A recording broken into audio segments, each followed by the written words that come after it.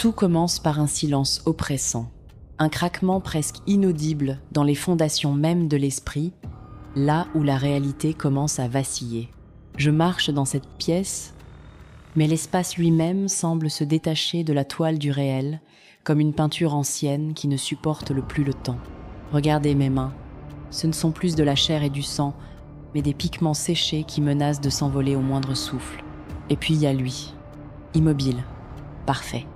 Une figure de calme absolu au milieu d'un monde qui tombe inexorablement en lambeaux autour de moi. Chaque trait de mon visage devient une crevasse, une vallée d'ombre où la raison s'égare et où la peur prend une forme physique et tranchante. L'assaut tremble sous mes pas. Chaque mouvement nerveux fait mettre de nouvelles failles sur le paquet, comme si la terre elle-même rejetait ma présence. Je cherche la pureté de l'eau pour rincer cette terreur, mais elle se fige et se brise dans mes paumes comme un cristal maudit et froid. Les objets qui m'entourent perdent leur substance. La réalité n'est qu'une croûte fragile prête à céder sous la pression d'une vérité que je refuse d'affronter. Lui se lève enfin. Sa présence domine l'espace, rendant l'air plus dense, plus lourd, alors que les meubles s'effritent dans son sillage silencieux. Dehors, le ciel pleure des larmes de verre noir. La pluie frappe la vitre avec une violence qui résonne jusque dans la moelle de mes os. Je m'effondre, incapable de porter le poids d'un monde qui se fragmente. Mes mains sur mes oreilles ne suffisent pas à étouffer le cri du vide.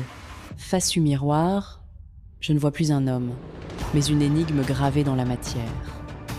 Le cadre lui-même se tord sous la force de ma dualité. Son ombre se fond dans la mienne. Nos fissures se rejoignent pour former un nouveau motif, une nouvelle architecture de l'âme, plus dure, plus froide. Je lâche prise. Je laisse la décomposition s'achever.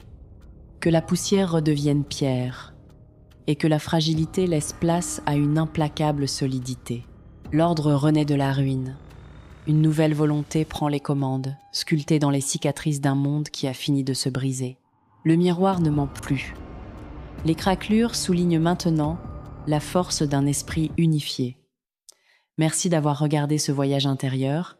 À très bientôt.